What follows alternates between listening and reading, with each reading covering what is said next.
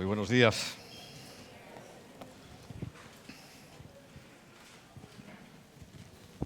Yo creo que todos estamos dándonos cuenta de que en el mundo se están produciendo muchas cosas y la mayoría de ellas las vemos reflejadas en su palabra, como un cumplimiento, algo que fue anunciado. La misericordia y el amor de Dios se manifiesta pues la mayoría de las veces en eso, en que Él pues nos da esa revelación anticipada, que es la palabra profética. Y la más segura, sabéis, que la encontramos en la Escritura, porque aunque sí hay una palabra profética destinada a orientar, hoy vemos que la palabra profética, la que se está usando y la que más le gusta escuchar a la gente, está en relación más bien con escuchar lo que uno quiere escuchar, que a veces está lejos de lo que es la voluntad de Dios, ¿no? Hoy voy a hablar exactamente de la voluntad de Dios, porque si somos rebeldes a la voluntad de Dios, y si somos obedientes a la voluntad de Dios. Son los dos temas que he tratado, comenzando este mes de enero. Hoy es el último domingo de enero. Fíjate cómo vuela el tiempo, cómo va de rápido, ¿no? Y por eso quiero traer ese concepto a nuestras mentes de que lo más importante, lo más trascendental para nosotros es obedecer la voluntad de Dios y no ser rebelde hacia la voluntad de Dios. Hoy vamos a ver, en primer lugar, cómo Dios hace una diferencia. La gran diferencia la vamos a notar y la vamos a ver en el momento en que el Señor se manifieste. Quiero traer a la memoria un texto que está en Éxodo, capítulo 11. Sabéis que el libro del Éxodo nos cuenta la salida del pueblo de Dios de Egipto. El concepto pueblo de Dios creo que está claro, no necesita mayor indagación.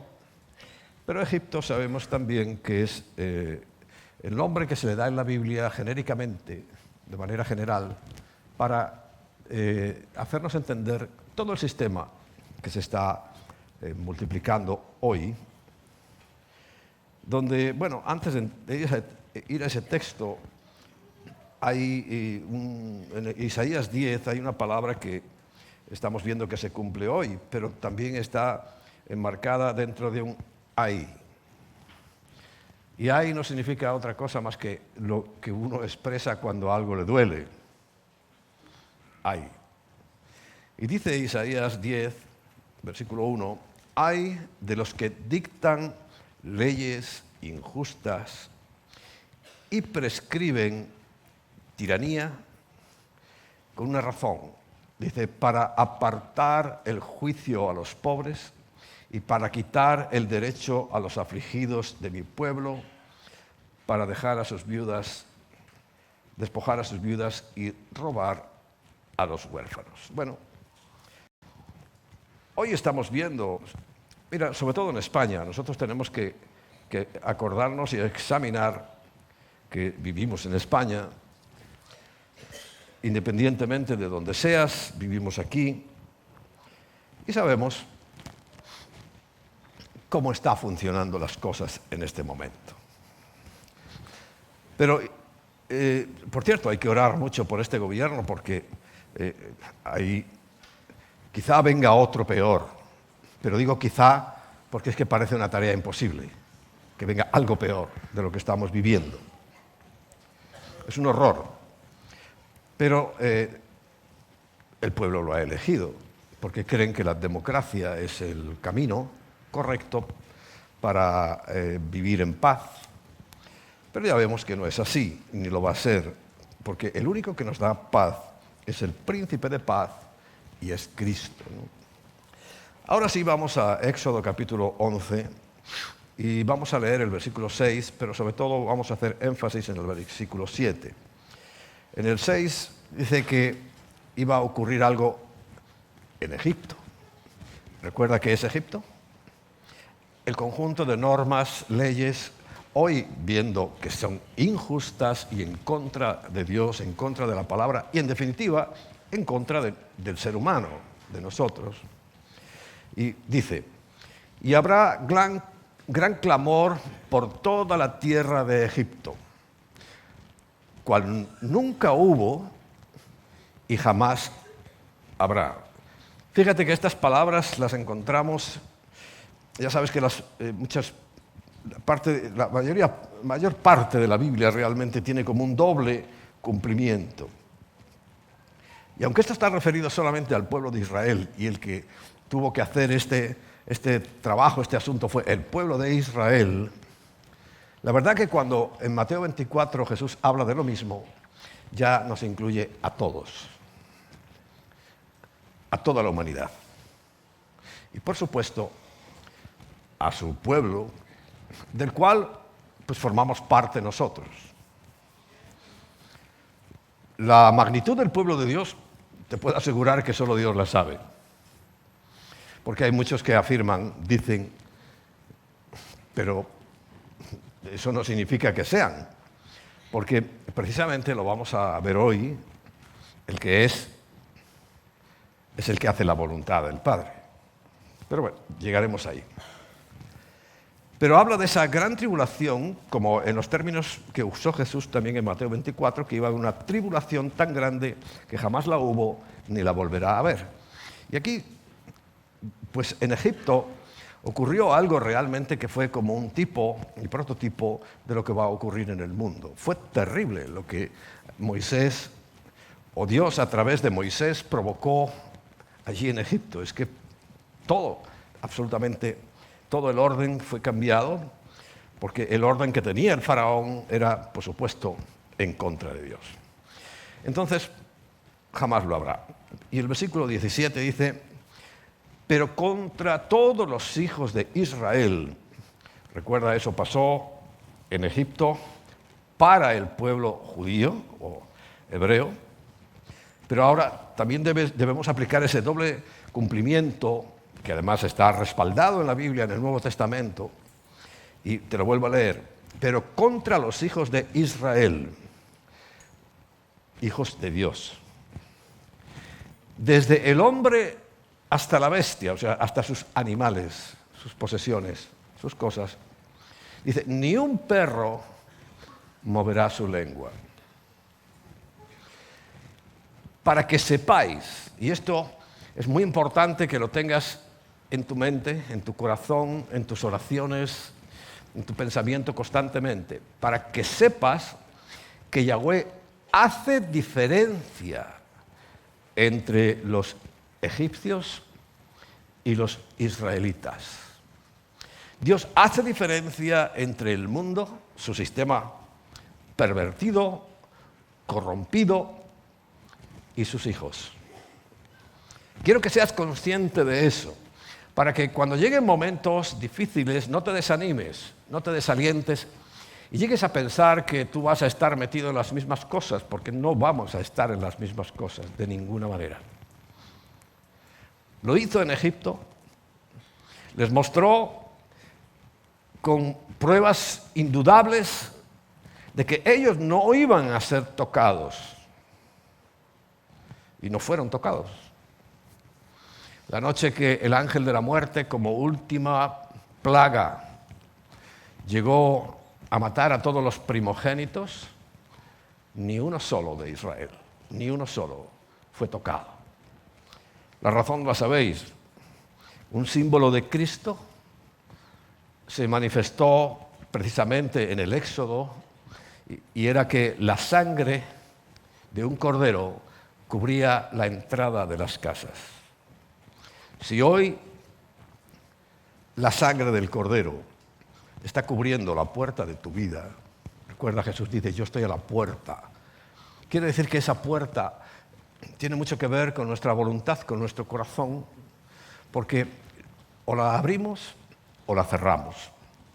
Hay veces que lo hace Dios, pero es que la mayoría de las veces nosotros somos los que tenemos que abrir y los que tenemos que cerrar. Y es así porque el Señor dice con una rotundidad y claridad absoluta que Él está a la puerta y llama con la esperanza o con la intención de que alguno abra. No la abre Dios, esa puerta la abres tú. Por eso, por favor, despojémonos de esos pesos pesados que tenemos en nuestra mente, en nuestro corazón, porque a veces pensamos que todavía un sistema que hemos oído desde niños, muchos de nosotros, un sistema que no apreciaba para nada la sangre de Jesucristo ni el valor de su sacrificio, pues nos estaba diciendo, y le siguen diciendo a la gente, que todo el mundo es hijo de Dios. Claro, ante esa premisa, que premisa es lo que va primero, pues todo el mundo piensa que tiene derecho al cielo conformándose con un par de cosas, simplemente no haber matado a nadie y no haber cometido un atraco a mano armada.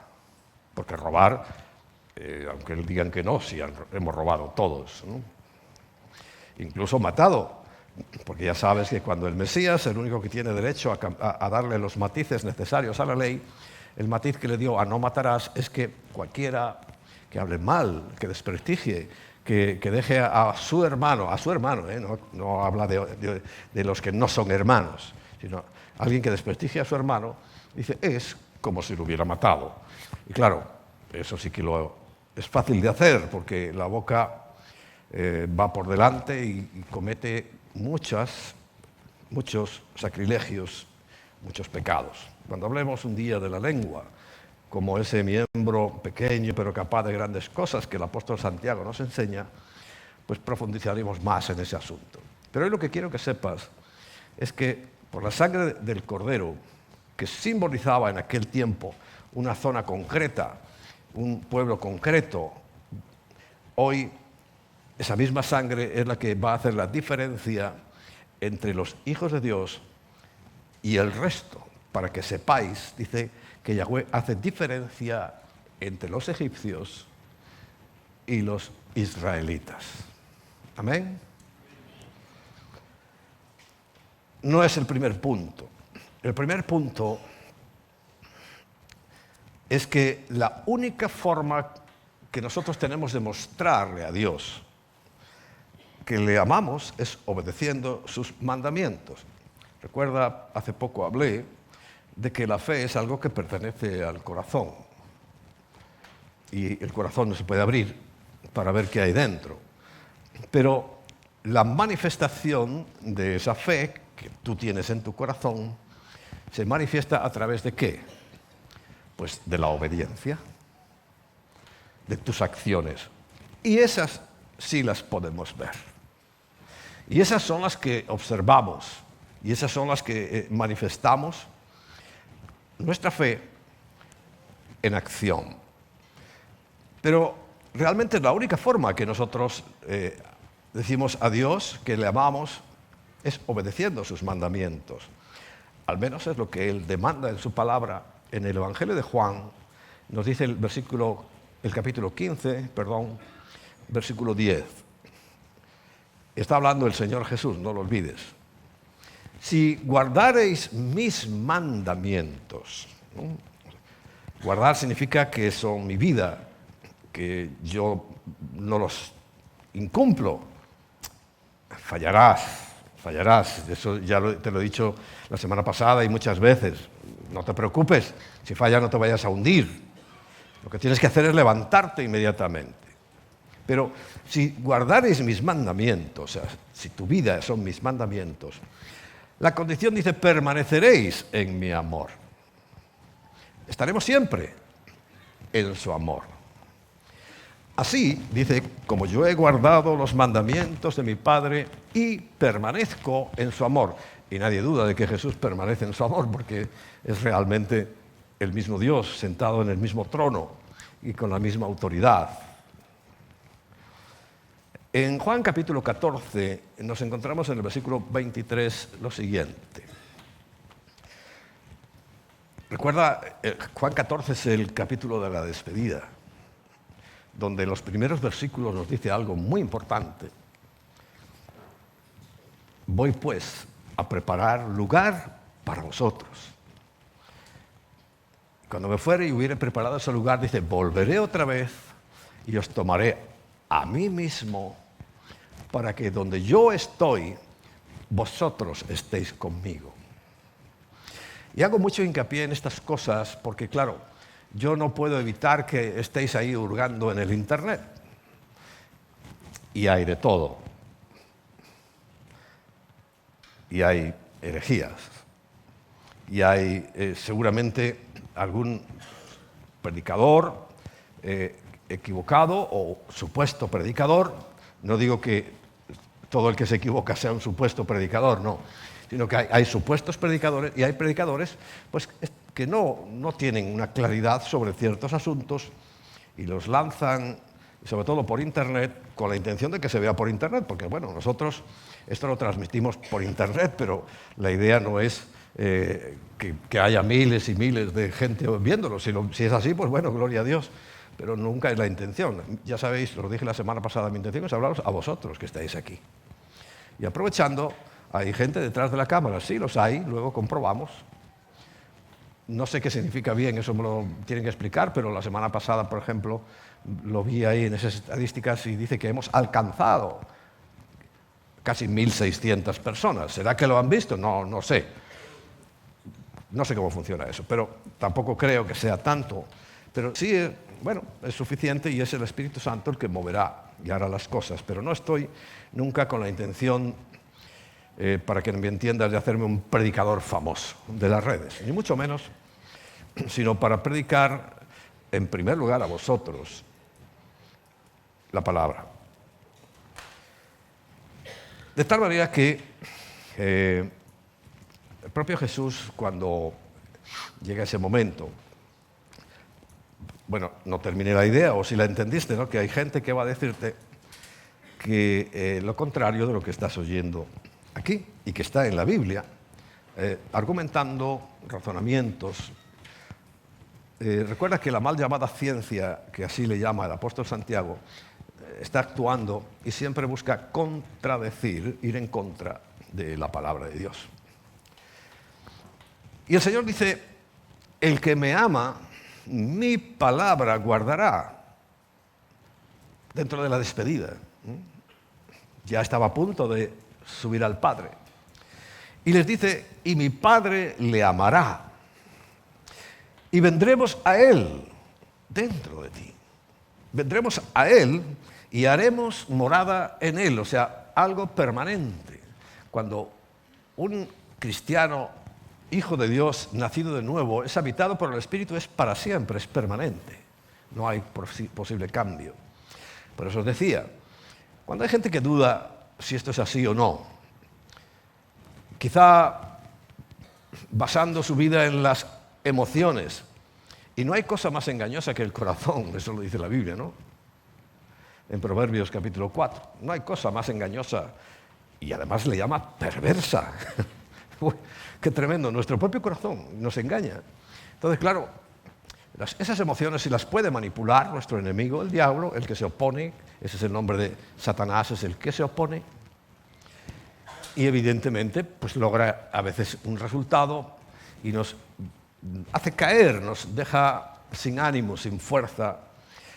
¿Por qué? Porque no estamos basándonos en la palabra de Dios, sino que nos basamos en opiniones, nos basamos en emociones, y nunca, por favor, uses eso como el control de tu vida, sino que tienes que, fíjate, te lo leí antes y le hice énfasis cuando empezamos, para que sepáis la diferencia que Dios hace entre el mundo y vosotros. Lo tenemos que saber, no sentir.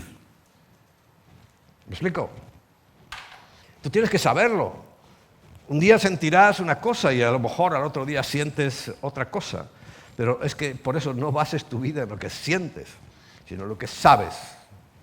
Pero lo que sabes de la palabra de Dios y de Dios, por tanto, porque Dios se manifiesta a través de su palabra. Y haremos morada en él. ¿Quién? Pues el que guarda sus mandamientos.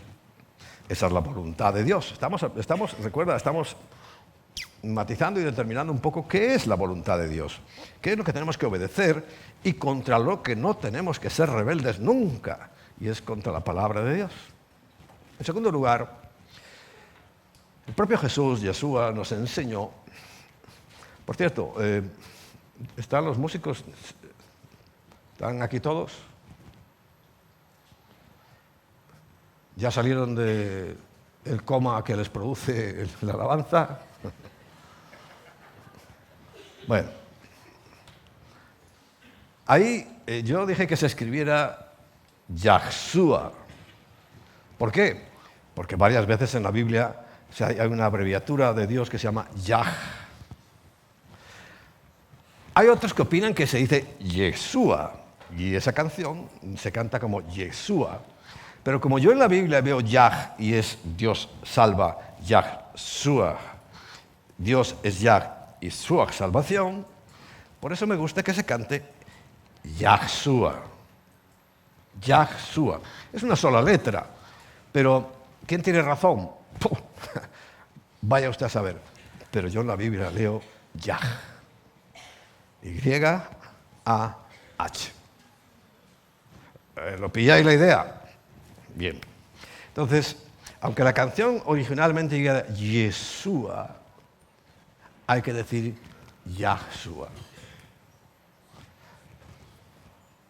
Al menos aquí. Porque los que hicieron esa canción son brasileños, a lo mejor allí se dice de otra manera. No, pero hay mucha gente que dice Yeshua, pero yo pienso que es así. Vale. Entonces, el propio Señor, Yeshua, nos enseña, Yahshua, fíjate, se me escapa a mí. Nos enseñó a orar diciendo, ¿recuerdas? Hágase tu voluntad. Ahí cuando en Mateo capítulo 6, concretamente en el versículo 10, dice una cosa que es muy importante, venga tu reino. Porque cuando venga el reino, dice, hágase tu voluntad. Así como en el cielo, así también en la tierra. Cualquier parecido con la realidad hoy es pura coincidencia. Pero las puras coincidencias deben de estar entre nosotros. Nosotros sí debemos ser esos poquitos, pero para Dios suficientes, que hagamos su voluntad. Tal y como se hace en el cielo, donde nadie puede cuestionar la voluntad de Dios. Lo vamos a ver luego, porque es perfecta. Pues aquí en la tierra debería ser así. Ya veis, el Egipto, el mundo, por favor, es que está tan lejos y se está alejando cada vez más de la voluntad de Dios. Y hasta de la propia lógica y hasta de la propia naturaleza. Pero nosotros, ¿qué? Es lo que tenemos que preguntarnos. ¿Yo qué hago? A ver, ¿yo estoy realmente en la voluntad de Dios? Si eres honesto, tendrías que reconocer que, bueno, alguna vez quizá, pero la mayoría de las veces no estamos muy cerca de la voluntad de Dios. Y es un requisito. Hágase tu voluntad como en el cielo, así también en la tierra. En tercer lugar, hacer la voluntad de Yahweh, hacer la voluntad de Dios, es lo que nos va a caracterizar o nos va a identificar con su familia. Y encontramos en Marcos capítulo 3, unas palabras que causaron cierto desconcierto en los oyentes, pero lo que quería el Señor es precisamente mostrar que su familia no se circuncidaba, no era solamente su familia directa, su madre, sus hermanos que tenía, sino que quería circunscribir, es la palabra que quería decir. Nos había circunscrito a sus hermanos y a su madre. Bueno, leámoslo. Mateo 3, versículo 31 dice, vinieron después sus hermanos y su madre, y quedándose afuera, enviaron a llamarle. Y la gente que estaba sentada alrededor de él le dijo, tu madre y tus hermanos están afuera y te buscan. Y aprovecha el Señor para dar una de las grandes lecciones.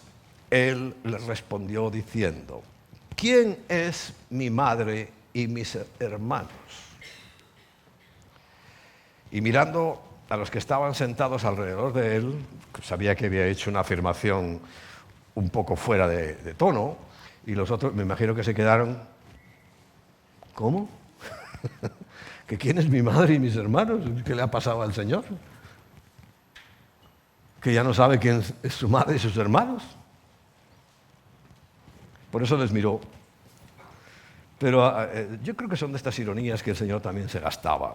Se gastaba alguna licencia medio humorística, porque los dejó con cara de pánfilos, ¿no? Evidentemente, al preguntar quién es mi madre y mis hermanos. Y los miraba a los que estaban sentados alrededor de él.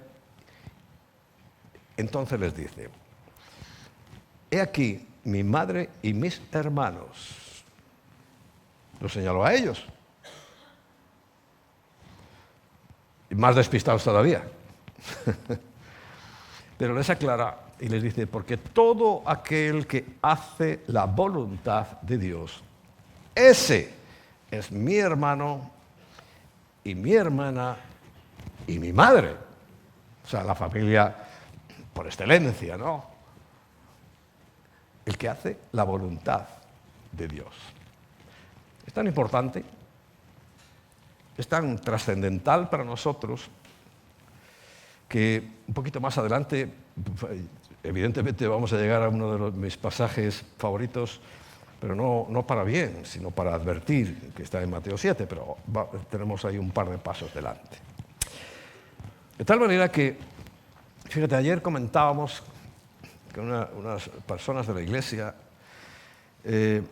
nuestro carácter y nuestro empeño y nuestro deseo y nuestro trabajo para no ser solamente una iglesia convencional, una iglesia típica.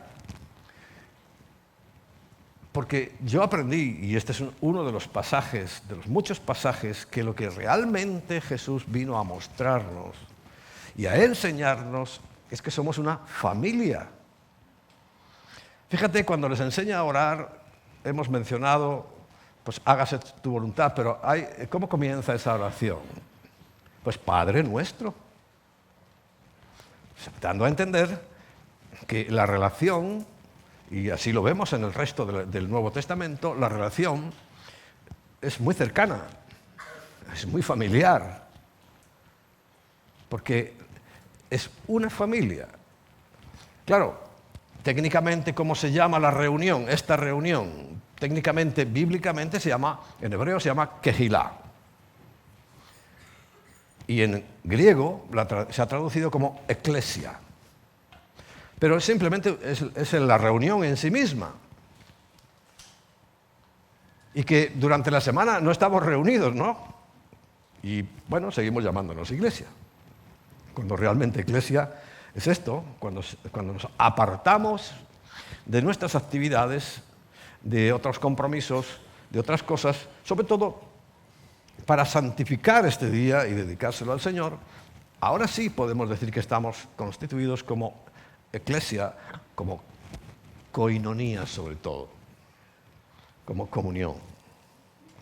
Porque ya os expliqué que el concepto solo de eclesia viene a ser un destructor de la koinonía. Cuando la estructura de la iglesia se hace más grande, más importante para los miembros que la propia koinonía, que la propia espiritualidad, pues la arruina la espiritualidad. Claro, tienes que entender que hay muchas congregaciones que desaparecen, que han desaparecido y quizá aún desaparezcan. Y un poco la relación es eso, ¿no? Cuando ya se ha impuesto lo que yo llamo ese rodillo de la iglesia, de sus normas, de sus procedimientos, de sus manuales, destruyen la koinonía, que es la comunión, la común unión que nosotros debemos tener con Cristo pero también entre nosotros. Bueno, de tal manera que en el punto 4 dice que nosotros hemos sido escogidos por Dios precisamente, y lo sabéis muy bien porque en 1 de Pedro, capítulo 1, versículo 2, lo mencionamos con relativa frecuencia, que hemos sido elegidos según la presciencia de Dios Padre. O sea, presciencia es ¿recuerdas? El conocimiento anticipado que Dios tiene de todas las cosas. Y según ese conocimiento, Él sabía que íbamos a ser elegidos. No porque nos eligiera a nosotros solitos, no, sino porque sabía que si tú eras uno que respondió al llamado. No lo sabía antes de la fundación del mundo.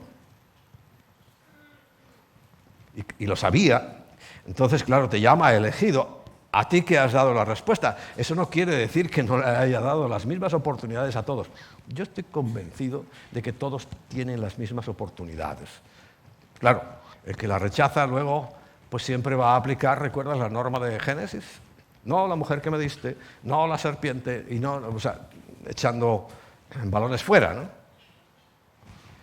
Pero a ti y a mí que hemos elegido, Dios dice que es al contrario, es el que nos eligió, pero porque sabía nuestra respuesta. Porque tiene esa presciencia, es algo que, o sea, se anticipa a todo conocimiento, porque Dios tiene todo conocimiento, de Dios Padre en santificación del Espíritu para obedecer. Esta es la primera característica. Dios quiere un pueblo. Recuerda, la semana pasada empezamos, creo que con uno de los versículos que está en Lucas 11, que dice, ¿por qué me decís Señor, Señor? Tanta palabrería y no hacéis lo que yo os digo. ¿Recuerdas? Fue el primer versículo que usamos la semana pasada. Y está vigente hoy, ¿eh? No creas que solo era para la semana pasada. A ver, ¿por qué tanto Señor y luego a la hora de la verdad haces lo que te da la gana? No haces la voluntad como se hace en el cielo sin cuestionar aquí en la tierra, que eres tú el que la tiene que hacer. Tú y tu compañero y todos tenemos que hacerla, pero empezando por ti. Porque siempre estamos esperando que otro haga algo.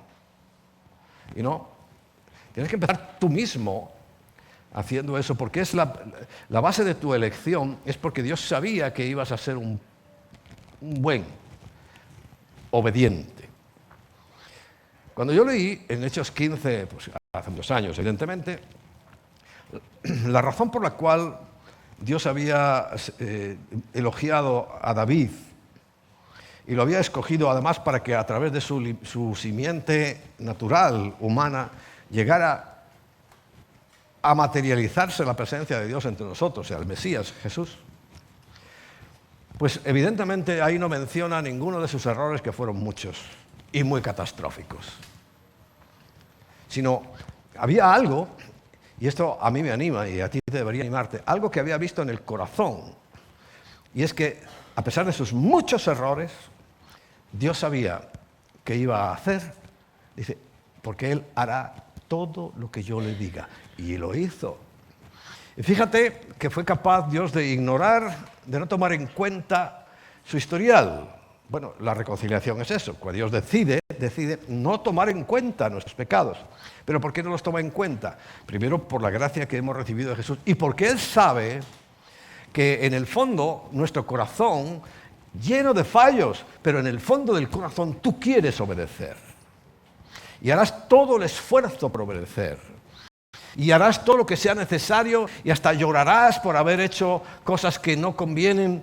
Pero Dios lo sabe. ¿Por qué no te va a juzgar quisquillosamente por cada cosita que tú has hecho? Sino Él ve el fondo de tu corazón y quiere ver si estás dispuesto a una obediencia absoluta. Que fallarás, pero Dios te levantará, te corregirá, te perfeccionará, y todas las cosas que Dios hace. Pero lo que debe ver en el fondo, y es lo que Él ve en el fondo, por eso, como Él lo conoce todo anticipadamente por su presciencia, entonces dice, yo te elegí para obedecer en primer lugar. Y para salvación, eso es lo que significa y ser rociados con la sangre de Jesucristo. para salvación. Pero no porque unos sí y otros no, sino porque Él vio. Y fíjate que lo primero que dice es obedecer. Y lo primero que Pablo dice, obedecer el Evangelio, o sea, la buena noticia. Y obedecer es algo que tú tienes que hacer. Si lo pudiera hacer otro por ti, encantado. Fíjate, yo mismo lo haría por todos vosotros. No me importaría. Pero no es así. Es algo que tiene que hacer cada uno personalmente. Porque entonces la gracia y la paz, el final del versículo 2, se multiplicarán. Bien. El mismo Jesús nos enseña que para Él era lo más importante, Él como persona. Mientras estuvo en la tierra, en Juan 4:34, Él les dijo, mi comida, entendiendo como comida algo fundamental, algo vital, si no comes te mueres. Podemos tener ayunos más largos o más cortos, pero al final hay que romper el ayuno, porque si no, el resultado es la muerte, ¿no? Mi comida, o sea, lo más importante, necesario, es que haga la voluntad del que me envió y acabe su obra. Entonces, tenemos que ser como Jesús, ¿no? Lo más importante en mi vida es hacer la voluntad del Padre. Hacer la voluntad de Dios. Es que si eso no marca tu vida, si eso no es tu objetivo, si cada actividad que tú te planteas, si cada pensamiento, hombre, de las palabras muchas veces tenemos que cuidarnos porque las palabras, ya sabéis, son rápidas, gratuitas. Y aunque la lengua, como dice Santiago, es un pequeño miembro del cuerpo, es capaz de grandes cosas y dice de incendiar un gran bosque. ¿Por qué? Porque lo que en realidad el Señor está buscando es que sea lo más importante para nosotros. Para David lo fue. Por eso es elogiado, en cierto modo, por el Señor cuando dice, este es mi siervo porque hará todo lo que yo le mande. Y lo hizo. Así que Dios no está tan preocupado por tus pequeños fallos o grandes fallos, sino porque en tu corazón esté hacer su voluntad. Tan importante, y ahora si llegamos a Mateo capítulo 7, que es la única condición para ir al cielo. No hay otra. Obedecer el Evangelio es obedecer a Jesús, evidentemente. Pero de Mateo 7:21, el Señor afirma, no todo el que me dice. Recuerda, la lengua es muy fácil. Y decimos muchas cosas que ni pensamos, ni sentimos, y sobre todo no pensamos hacerlas. Y lo que hay que hacer es la voluntad de Dios, ¿no? Entonces, no todo el que me dice, Señor, Señor, entrará en el reino de los cielos. Te tengo que aclarar el historial que estaba ahí planteándose, que es, fíjate, es un reflejo, tal vez en la antigüedad también lo hubiera, de lo que hoy se vive. Y digo mayoritariamente, porque, bueno, cosas raras siempre ha habido, pero es que hoy son cosas raras generalizadas. Los del reino ahora, los de la prosperidad, los de la superfe, todos esos están fuera de juego, ¿eh? Lo digo con la Biblia en la mano. Están fuera de juego. Y manifiesta en este pasaje exactamente lo que ellos hacen. Les encanta echar fuera demonios, que sí hay que echar fuera demonios, pero no como única dedicación. Y les encanta hacer milagros, que caiga oro. Por cierto, yo una vez lo busqué y dije, oye, búscame el oro este que está cayendo en nuestra iglesia, que se la presté en aquel tiempo. Pues bueno, uno hace muchas cosas, ¿no? Y dice, búscame dónde está ese oro. Mira, pasábamos la aspiradora con cuidado. Ahí no había oro ni había nada.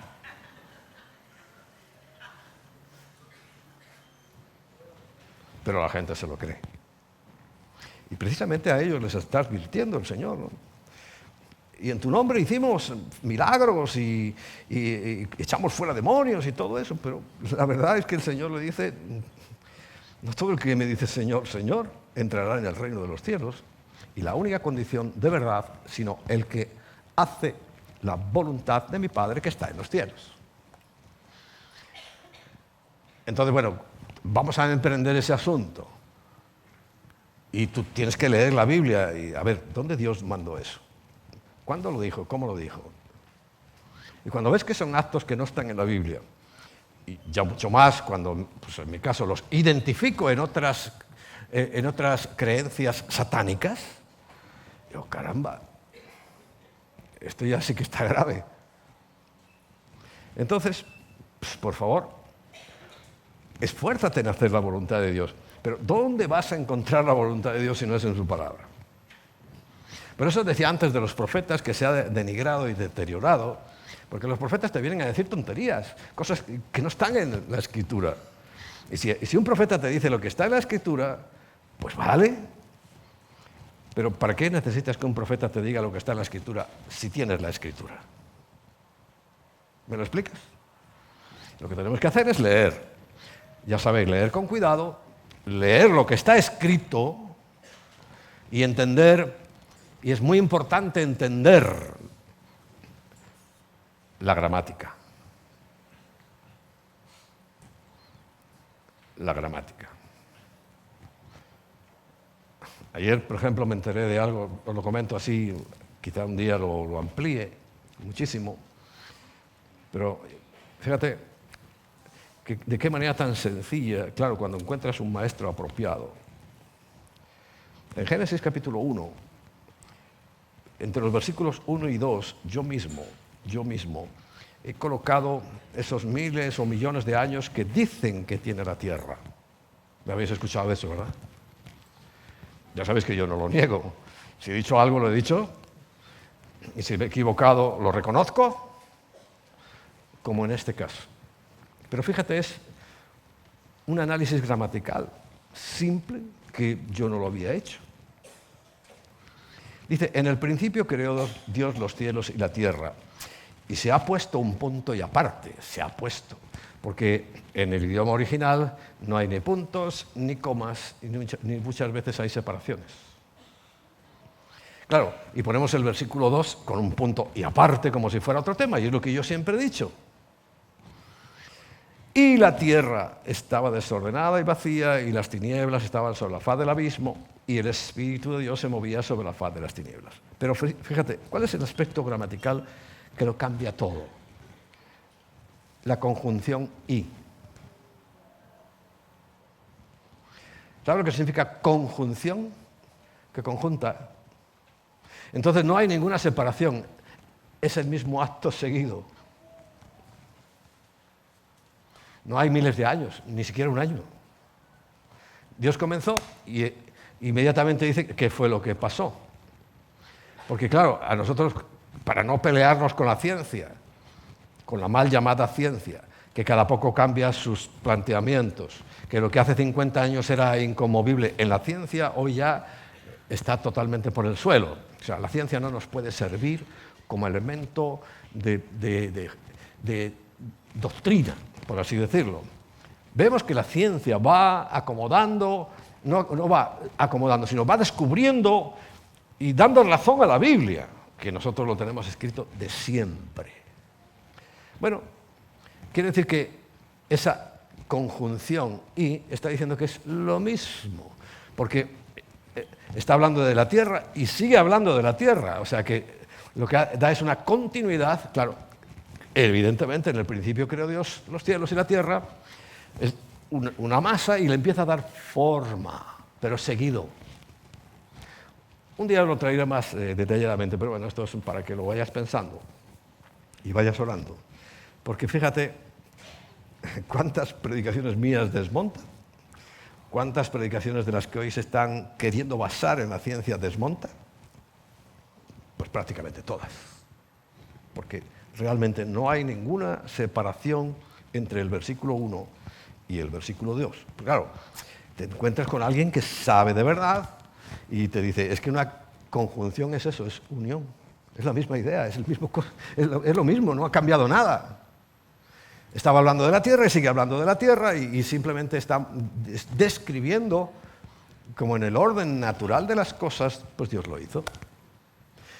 Y que fue revelando, quitando el velo. Y a medida que te quitan el velo, tú vas viendo lo que hay detrás. Entonces, sabes que la revelación de Dios es progresiva. Menudo jartón nos daríamos si nos la diera completa. Sería terrible, no podríamos con eso. Por eso es progresiva, nos va dando una cosa y otra cosa hasta que ya te das cuenta y oye, el conjunto es una maravilla, pero tiene que ir poco a poco, por nuestra naturaleza, porque la revelación es para nosotros, para que vayamos viendo su naturaleza y su gloria, porque todo, recuerda, fue hecho para su gloria. La corona de su creación somos nosotros, los seres humanos, que tanto quiere denigrar Satanás. Y en este momento hay tal confusión en la sociedad que hay mucha gente que no sabe si es hombre o mujer. Y lo ha logrado, ¿eh? Y yo me río, pero por no llorar. No saben si son hombres o mujeres.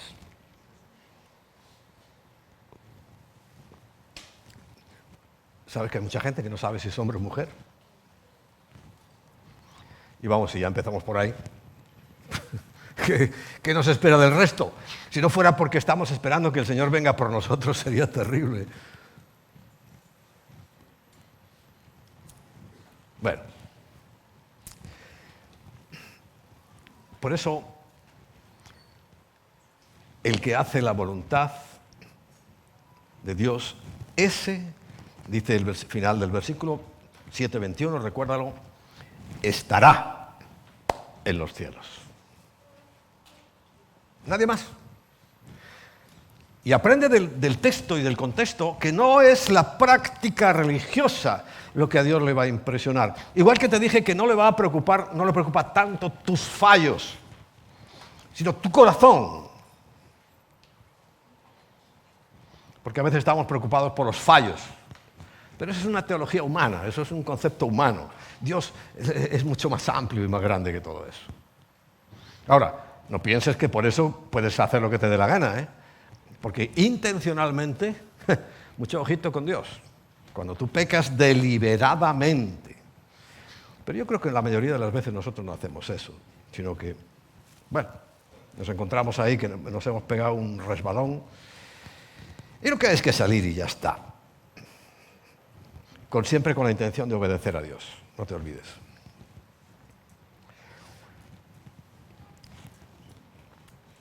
Fíjate, y estoy hablando de la obediencia en su sentido más amplio, no significa que siempre haya sido así.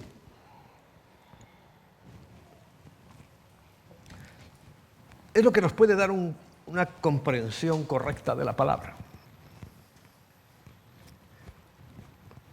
De lo que lees, entenderlo para que nos expliquemos bien. En Juan capítulo 7, dice el versículo 17. Juan 7, 17. Ahí está en pantalla. El que quiera hacer la voluntad de Dios, no la suya, no la de su iglesia, que podemos estar equivocados, no la de su denominación, si tuviéramos una gran denominación como las que hay, no es esa la voluntad que hay que hacer. Eso es lo que ha hundido a muchas iglesias. Porque Dios se ha cansado un día de esperarles, a ver si cambian, a ver si se enteran. Y han puesto normas tan absurdas en muchos casos, pero sobre todo tan imposibles de saltárselas, que claro, el Espíritu Santo se queda de brazos cruzados porque no puede hacer nada. Una vez Jesús sanaba simplemente hablando, otras veces tocando, otras veces escupiendo y haciendo barro. ¿Te imaginas? Muchas formas. Claro, pero si una iglesia dice, no, solamente hay sanidad si se habla o se grita a la enfermedad. Claro, las otras posibilidades quedan fuera. Es lo que quiero que entiendas. Es que el Espíritu Santo, Dios es mucho más grande que nosotros y que nuestra iglesia. No podemos nunca decir, no, esto no se hace así. ¿Por qué? Porque en mi iglesia no lo hacen. Bueno, si no lo hacen en tu iglesia, y hablo de esta incluso, pues será porque no lo sabemos, no lo queremos, o yo qué sé, pero lo que tienes que ver es si está en la Biblia. Porque lo que se nos manda a obedecer, recuerda, es a la Biblia, a Dios, no a la Iglesia, que sí hay que obedecerla. Porque incluso ya sabe lo que dice pues, el apóstol Pedro, ¿no? Obedeced a vuestros pastores. Mira, dice, y si se equivoca, tú no te preocupes, tu parte la has hecho. Porque dice obedecer a ti, a vuestros pastores. Si yo me he equivocado, el asunto viene para mí, no para ti, porque obedeciste. ¿Comprendes? Por eso, no te compliques mucho. Y trata de hacer las cosas, hombre, obedecer a vuestros pastores. Y ahora como algunos hicieron en el pasado, digo que nos vamos a envenenar todos, o sea, me pegas una patada, yo qué sé, me haces algo conmigo, porque estaré muy mal, ¿no? Esto ocurrió en la Guayana francesa, creo, o inglesa, no sé. Porque la Guayana, los venezolanos saben de quién es. Ellos dicen que es suya, pero en realidad no.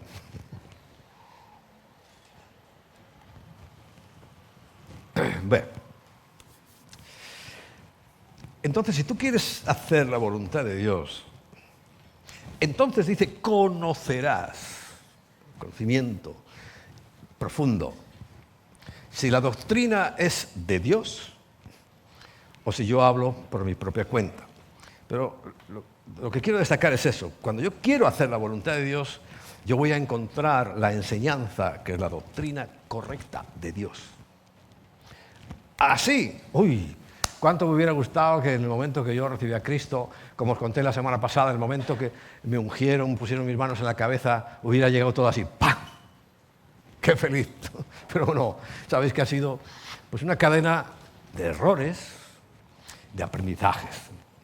Y que si tú comparas a lo mejor las predicaciones de hace 25 años, 30 años, pues dices, se ha contradicho. Me he contradicho yo a mí mismo, sí, porque yo ya sabéis que no tengo prenda, no me molesta reconocer mis errores, pero la palabra no, porque claro, uno lee y dice, ¿qué dice Pablo? Cuando yo era niño, pues pensaba como niño, actuaba como niño, pero ahora ya no, ahora ya he madurado y por tanto la apreciación de las cosas no es lo mismo la de un niño que la de un mayor, ¿verdad que no? Alguien tiene que madurar. Ahora, ¿qué ha sido bueno? Que pues muchos de nosotros hemos ido madurando juntos. Otros pues habéis llegado a este punto en el que estamos, que yo considero que es de mayor madurez, ¿no? A ver, los que estabais conmigo al principio, ¿vosotros qué creéis? Que sí. Obediencia ciega. No. Es cierto, no es que hayamos contradicho, sino que hemos entendido. Y yo decía, bueno, ¿por qué dije esto? Te acabo de dar un ejemplo. Siempre he predicado para justificar un poco la ciencia, error garrafal, que entre el versículo 1 y versículo 2 de Génesis 1, pues estaba todo eso que dicen, pero no es así, no es así. Gramaticalmente, técnicamente es todo seguido. Y además, bueno, algún día dedicaré a hablar de eso. Cuando habla de días, son días de 24 horas, no largos periodos, 24 horas literales. Una vuelta de la tierra y al día siguiente hizo otra cosa y al siguiente otra cosa, hasta llegar al sexto día donde nos creó a nosotros, al ser humano, y el séptimo descansó. Bueno, conociéndonos, ya creo que tuvo que descansar, porque como él estaba viendo, no solamente veía a sus primeras criaturas, estaba viendo a todos. ¿Recuerdas? Con tu vida, cómo tiene que descansar Dios. ¿Qué lata le hemos dado? ¿Cuánta preocupación le hemos traído a Dios, no? ¿Sí? ¿Te acuerdas de ti mismo? De ti mismo, no mires a nadie. ¿Porque le hemos dado quebraderos de cabeza? ¿A que sí? Por eso tuvo que descansar. Bueno, ahora, es importante que Él nos va a revelar, como te he dicho, estamos en el punto 8, dice, Él mismo nos dice su voluntad. O sea, esto no es una adivinanza, esto no es ver qué pasa, sino Él mismo nos va a decir su voluntad. En Efesios capítulo 1, en el versículo 9, encontramos esto. Dándonos a conocer el misterio de su voluntad. Ahora bien, dice, según su beneplácito. ¿Esto cómo lo podemos entender? Que a lo mejor a uno los que quieren oír les dice una cosa, porque recuerda, el que quiera hacer su voluntad Dios le va a decir, pero el que ya de entrada no, simplemente vamos a ver qué Dios dice, si me interesa o no, tranquilo, nunca Dios le va a revelar nada.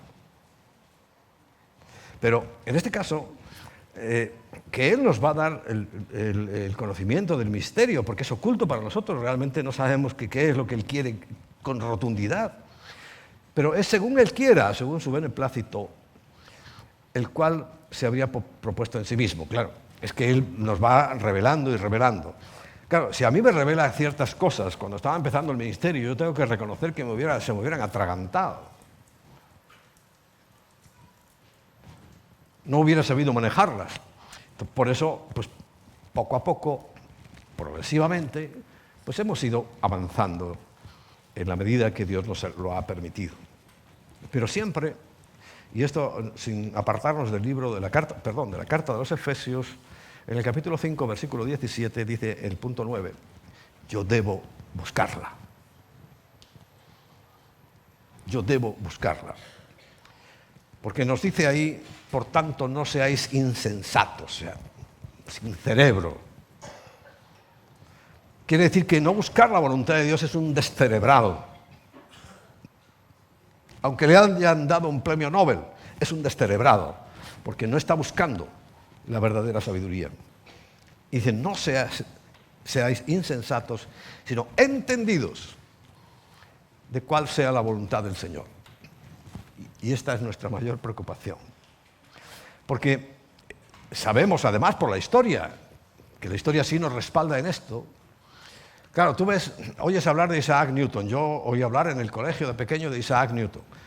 Pero nunca me dijeron, en el colegio, que Isaac Newton no solamente fue un hombre que aportó un gran salto en la ciencia, sino que era un excelente escatólogo. Ni siquiera me dijeron que era cristiano. Ahí tenemos un hombre que su mayor preocupación realmente era predicar la palabra.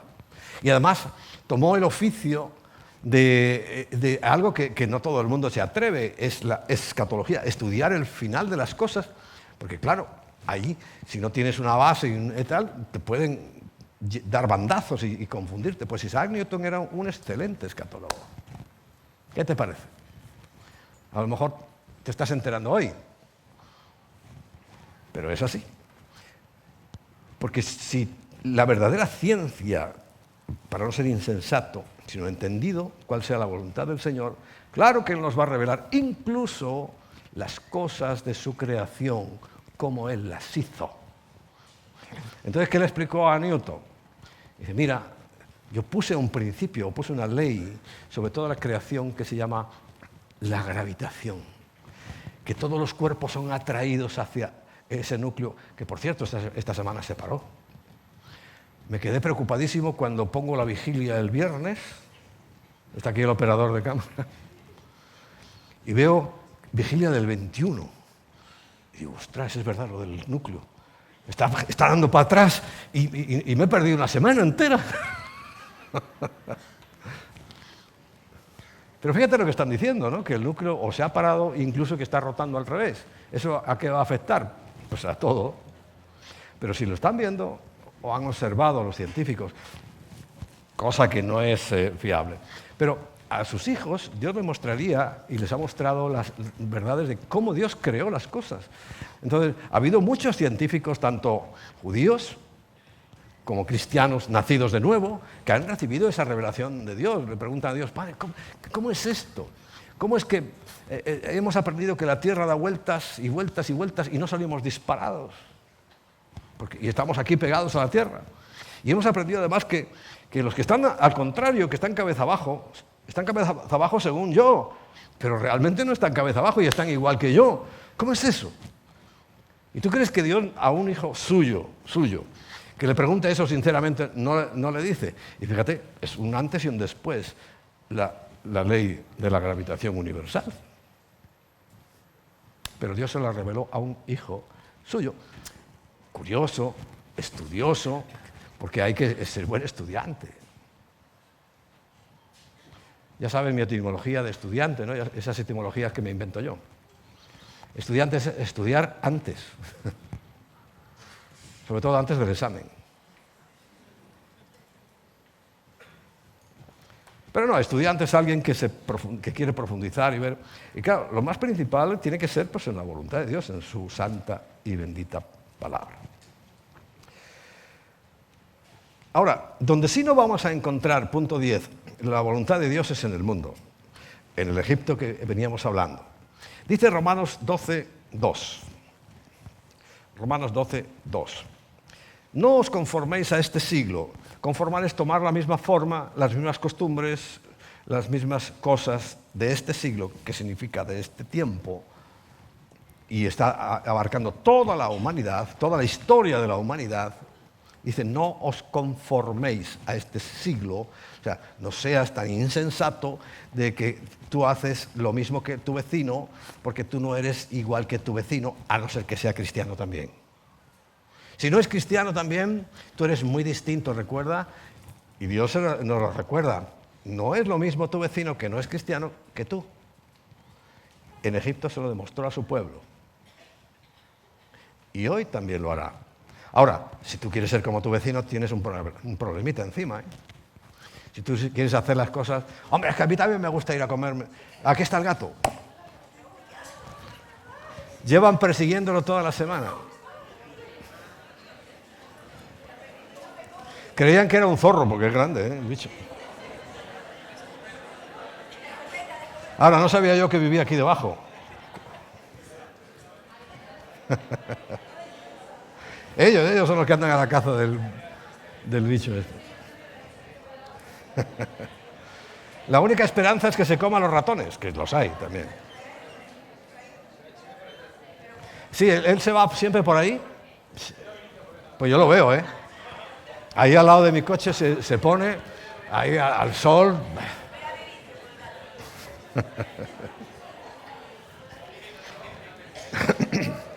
Bueno, no nos desconcentremos.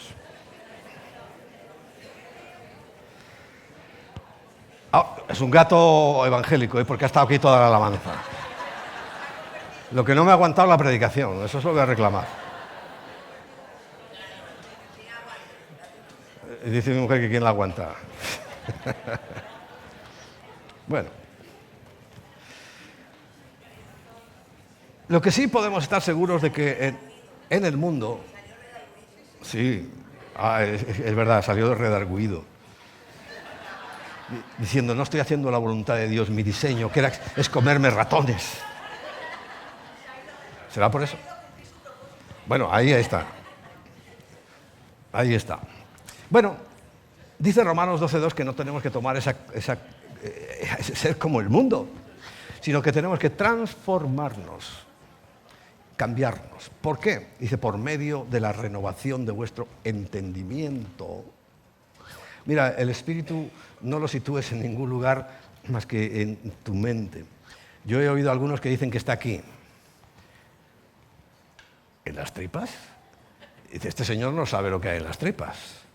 ¿Y cree que el Espíritu Santo está en el vientre?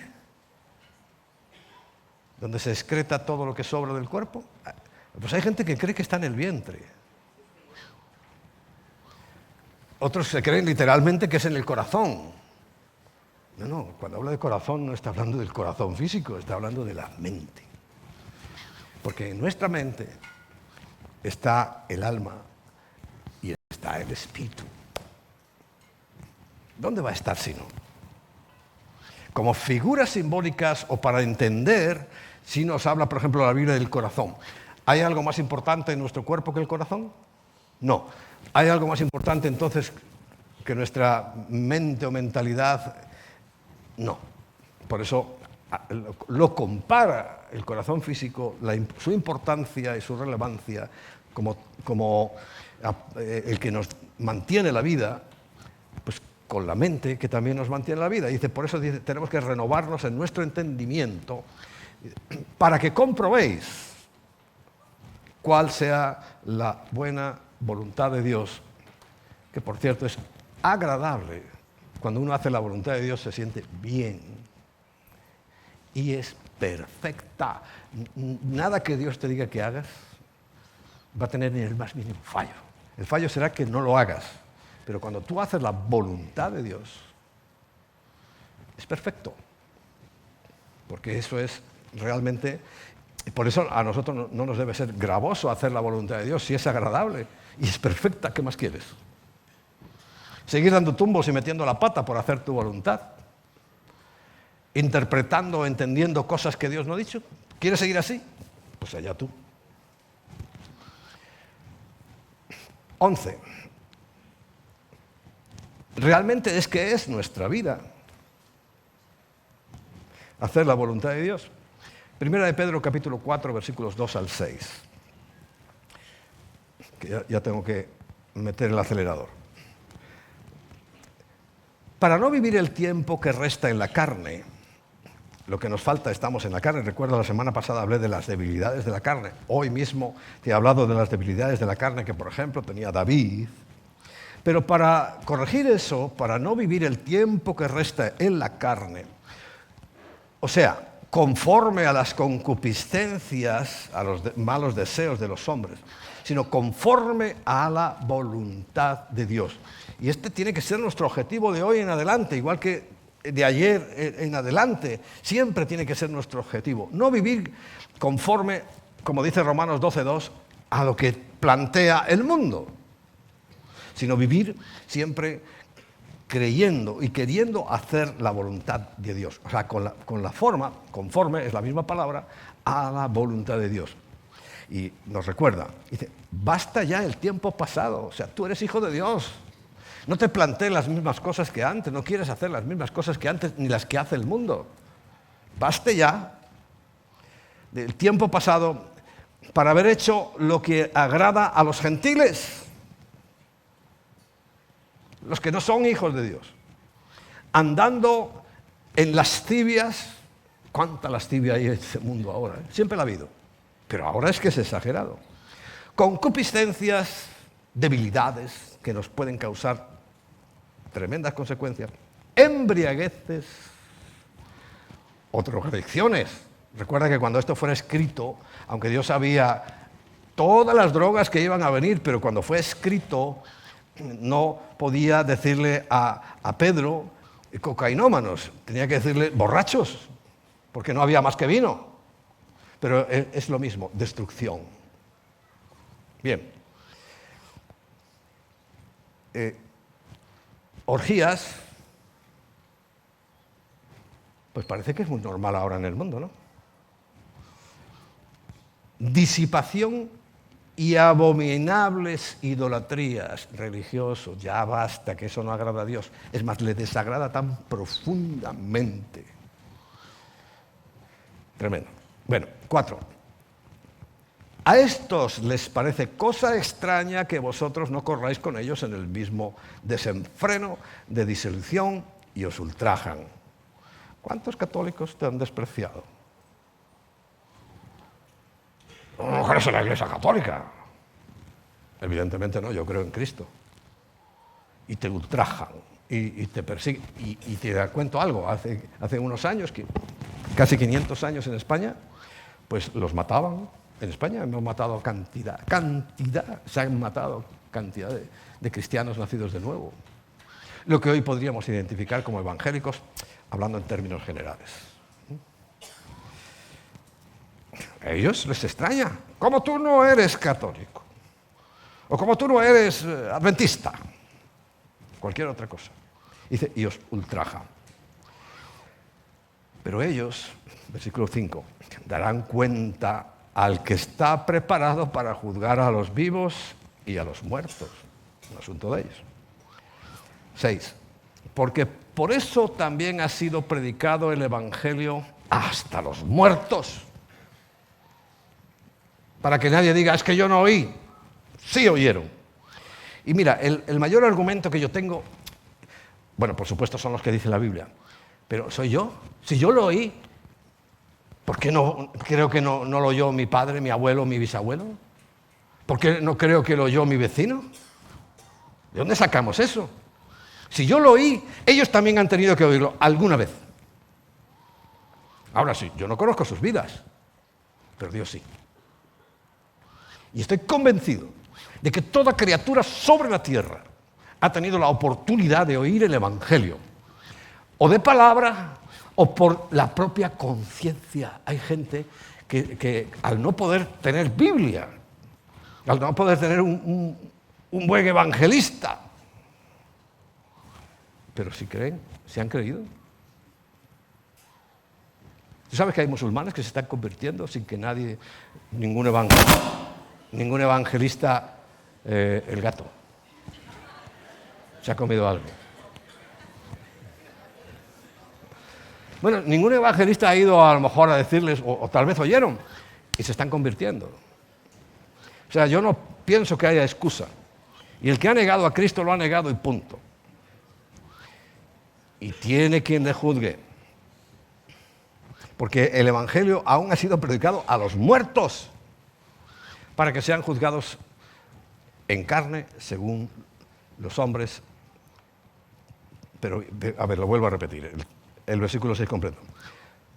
Porque por eso también ha sido predicado el Evangelio a los muertos, para que sean juzgados en carne según los hombres, pero viva. Bueno, 12. Yahweh nos ayuda, el mismo Dios nos ayuda a buscar su voluntad.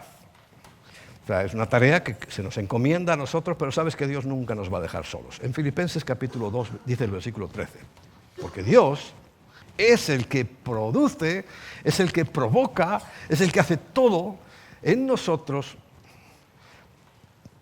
y en concreto el querer hacerlo. Cuando tú quieres hacer la voluntad de Dios es que Dios te está diciendo algo dentro de ti, Él está impulsándote dentro, como el hacerlo. Es el que produce. Y por eso no puede ser un mérito nuestro, porque nadie puede ir con ningún mérito a la presencia de Dios.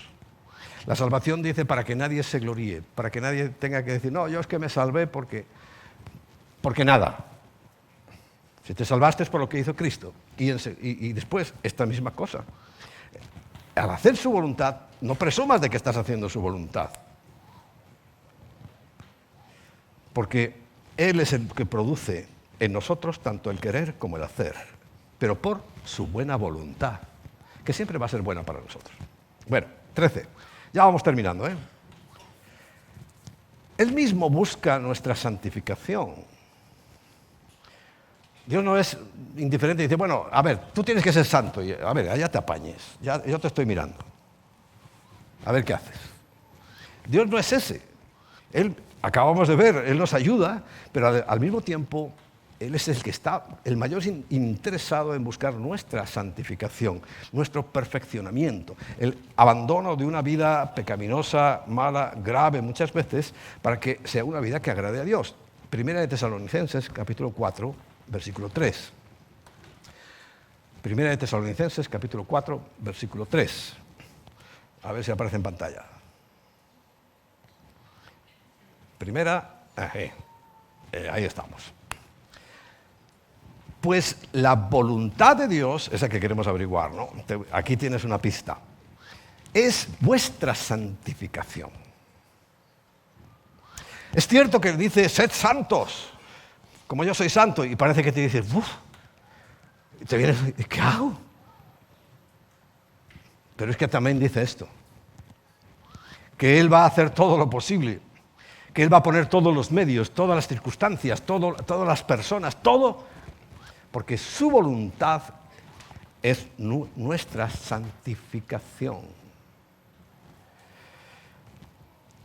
Que os apartéis de fornicación, sobre todo. Sabes que hay muchos pecados, pero el apóstol Pablo nos dice concretamente que los pecados contra nuestra sexualidad son muy difíciles de tratar delante de Dios. Y que haya sido paciente no significa que vaya a ser impasible, o sea, que le da lo mismo. No le da lo mismo. Los pecados contra nuestro propio cuerpo siempre van a tener unas fuertes consecuencias. Sobre todo, apartaros de fornicación. 14 y último, es la forma que nosotros tenemos de permanecer. Primero de Juan, Primera carta del apóstol Juan, capítulo 2, versículo 17.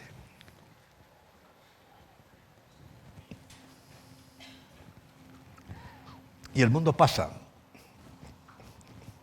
Además lo estamos viendo delante de nosotros cómo va a toda velocidad pasando. Y sus deseos, todos estos deseos también. Pero el que hace la voluntad de Dios permanece para siempre. Es la realidad. Es la verdad. No te preocupes por lo que hagan o dejen de hacer, como hemos visto. El mundo, esta forma de vida, nunca tiene que ser tu referente. El propio apóstol Juan, en esta misma carta, nos dice que no amemos al mundo. Porque todo va a pasar. Todo va a ser consumido. Todo va a ser exterminado, eliminado. Todo. Pero el que ha hecho la voluntad de Dios, y yo te diría, para que no te desanimes, el que está esforzándose en hacer la voluntad de Dios, sí vamos a permanecer para siempre.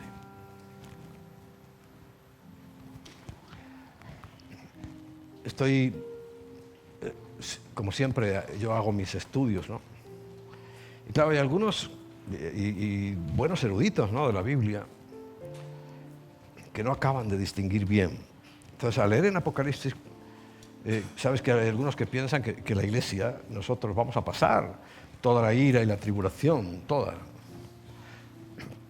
Cosa que no respalda la Biblia. Y en estos días he estado descubriendo algo.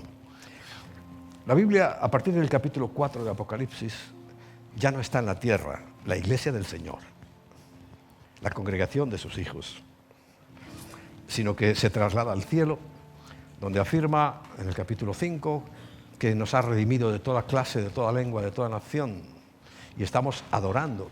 Y somos los que le preguntamos quién es digno de abrir los sellos. Claro, luego llega el capítulo 6, capítulo 7, donde vuelve a aparecer otra gran masa de gente. Incontable, dice. Claro, si tú juntas uno con otro, pues no eres capaz de diferenciar en que la iglesia actual, y actual me refiero a la de la generación anterior y a la de la anterior y a la de la anterior. La iglesia actual es desde Cristo hasta ahora mismo. Y si llegamos a mañana, pues hasta mañana. Esa iglesia de los fieles que hemos creído y queremos hacer la voluntad de Dios, seremos tomados de aquí, arrebatados. Pero hay gente que no lo cree. Porque claro, ven en el capítulo 6, 7 y adelante que todavía pues, va a haber gente que se salve. Pero caramba, lo dice ahí, que salieron de la gran tribulación. Mira, si yo me muero esta noche, ¿qué gran tribulación he pasado yo? Hombre, algún quebradero de cabeza me dais, pero no es para tanto que sea la gran tribulación. Y los que han estado en paz, fíjate, hace 500 años, o pone 400, cuando el Evangelio se extendió por toda Europa, se creó un sistema de vida idílico. ¿Qué gran tribulación pasaron esos? Está hablando de la gran tribulación, esa misma que se refería en Egipto. Pero hay gente que te lo va a negar, por eso te decía, cuidado con lo que ves en Internet. Y fíjate que hablando de ellos, habla de que Él los va a pastorear, que Él los va a llevar a buenas aguas, etcétera. Muy bonito. Pero no es la novia. La novia está en la primera parte, compartiendo todo con Cristo. No es que Él sea el buen pastor, como para el resto. Ellos, como no creyeron a tiempo, los que hoy están oyendo, y quiera Dios que no haya ninguno aquí entre vosotros, pero realmente no has creído, estarás ahí, en esa segunda ronda, que ya sabéis que se llega en dos partes. Cabeza por un lado y cuerpo por otro, porque dice literalmente que serán decapitados. Para ellos las condiciones van a ser muy distintas. No son las condiciones de una esposa. Mira, yo os quiero a todos un montón y me caéis muy simpáticos, pero nadie va a tener los privilegios que tiene esta señora que está aquí. Nunca. Nunca. Mi relación con ella es única. Igual que la relación de Cristo con su iglesia va a ser única. Ahora, los demás son desechados. No, Dios no los va a desechar. Y ahí dice, bueno, no te preocupes, ya no va a haber más lágrimas, yo te voy a consolar, te voy a pastorear. Pero no está hablando de una relación de esposa, porque la esposa es en los primeros capítulos donde estamos ubicados. Vamos a celebrar las bodas del Cordero con nuestro Señor. Y después, en la gran tribulación, claro que hay gente que se arrepiente y tú crees que Dios, si alguien se arrepiente, no tiene misericordia y lo salva, pero es otra condición. Son otras circunstancias y otra condición. Ya no reinarán con Él. Nosotros sí, tú y yo sí.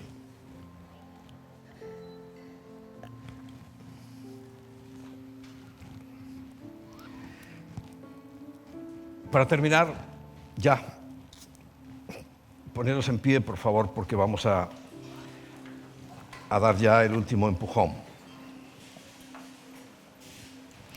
Para ver si nos proponemos a partir de hoy hacer su voluntad. Yo creo que muchos de vosotros ya os lo habíais propuesto y que siempre en general lo hacéis, pero reconocemos que fallamos, reconocemos que tenemos diferentes malos entendimientos, interpretaciones. Pero hay algo supremo. Nos va a librar de todos los errores. Nos va a cuidar en todas las circunstancias. Va a ser el elemento clave y absoluto y definitivo y definitorio, el que definirá nuestras vidas. En Efesios capítulo 5, en el versículo 18, hay una palabra contundente que el apóstol Pablo nos ha dejado por escrito para que nadie se equivoque, ni tenga dudas. Efesios 5, 18 dice, no os embriaguéis con vino. Recuerda, único estupefaciente conocido que había en ese tiempo. Hoy tenemos una lista de estupefacientes, de cosas que hacen perder el control y el conocimiento a la gente tan larga.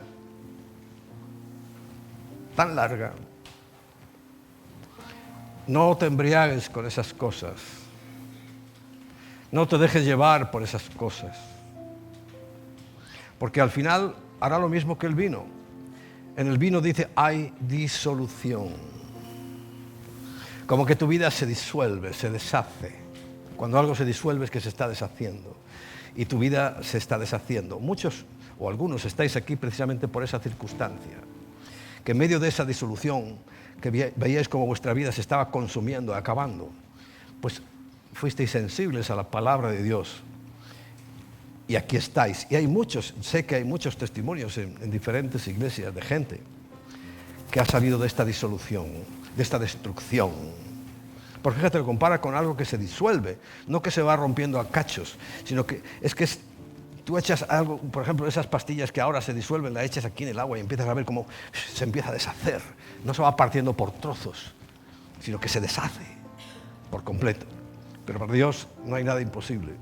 Y a bastante nos ha recogido de esa situación, porque su voluntad perfecta, repito, lo único que nos va a llevar hasta el final, lo único que garantiza nuestro éxito es que seamos llenos del Espíritu. Llenos. Y lleno significa, mira, como yo voy a hacer ahora con este vaso. ¿Tiene agua? Sí. ¿Está lleno? No. ¿Quiere decir que tengo espíritu? Sí, porque eso es la palabra de Dios y eso no lo podemos negar. Pero se ha quedado en poca cosa dentro de mi vida. Y yo tengo que ser lleno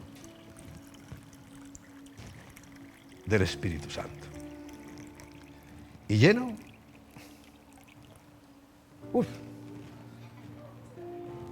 hasta el borde. Y si tuviera un poco más de agua hubiera seguido, porque tiene que rebosar. Claro, somos hijos de Dios, hemos recibido su Espíritu, somos, por tanto, herederos de todas las promesas, pero por las cosas que hacemos y por las que no hacemos, se ha ido mermando. Ya no sientes la misma cosa, ya no estás experimentando lo que un día sentiste. ¿Por qué? Porque el Espíritu Santo se apaga. Entiéndeme, el Espíritu Santo no le podemos hacer nada a nosotros. Está hablando de mi vida. O sea, el Espíritu Santo en mi vida se va apagando. Ya no le doy la oportunidad de que vaya corrigiendo mi vida. Amo más al mundo. Amo más, yo qué sé, la caza, la pesca, las vacaciones, cualquier cosa que ames más que a Dios. Tu familia incluso, tú mismo. Hoy vivimos en una sociedad hedonista. Hedonista significa con los ojos vueltos para atrás, solo te ves tú. Y hoy, ¿qué piensa la gente? Yo, y después yo, y por si acaso yo. Egoístas. Por eso la llenura del Espíritu Santo. Bueno, vamos a continuar con ese tema. Ya os anuncio que vamos a hablar del Espíritu Santo. Tenemos que conocer más al Espíritu Santo. Conocerlo en su palabra, en su manifestación, en su obra, en su resultado en nuestras vidas.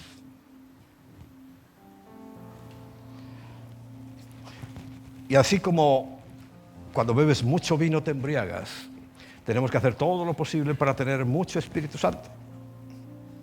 O sea, quiere decir que nos tenemos que vaciar de nosotros mismos y el Espíritu Santo tomará lugar, porque ya sabes que Él no va a hacer nunca nada en contra de tu voluntad. No te olvides de eso. Lo digo y lo repito y lo repito. La libre voluntad, el libre albedrío lo tienes tú. Y tú puedes decidir hasta dónde llega el Espíritu. Si dices que hasta aquí, bueno, fíjate, eso es lo único que podemos decir. Dominamos la creación, porque Dios no se va a mover de ahí. Bueno, es un decir, porque a lo mejor te pega un tropezón, te hace caer de un pedestal donde estabas, te deja en el suelo, para cuando te vea en el suelo, ya. ¿Te acuerdas de José? Por ejemplo, en la cárcel.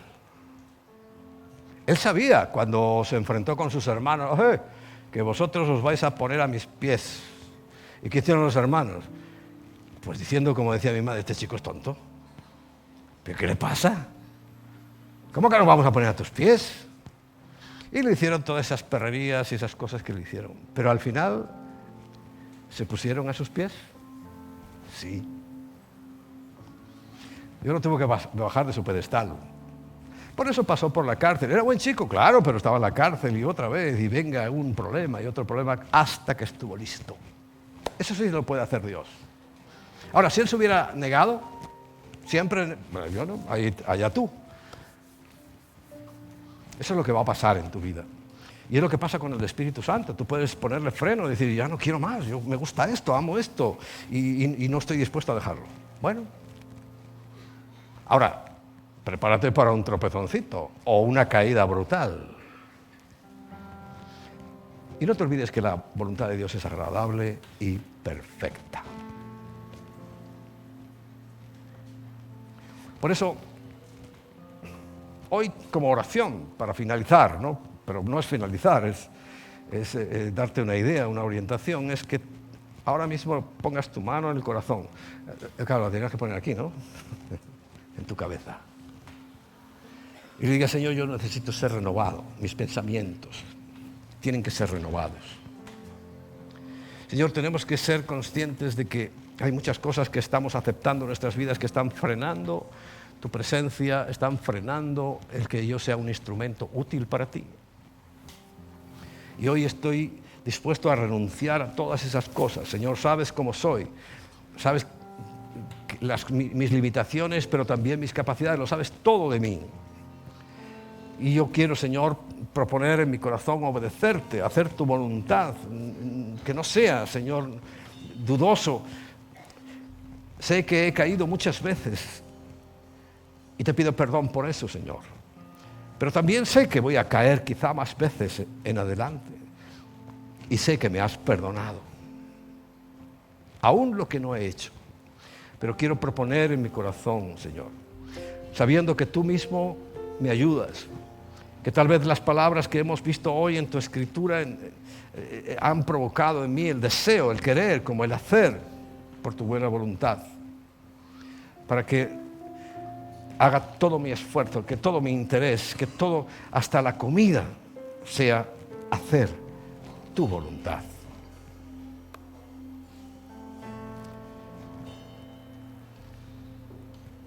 Y sé que en la medida que yo me vacíe de mí mismo, te entregue esas cosas, dejaré más espacio en mi vida para ti, para que hagas tu voluntad.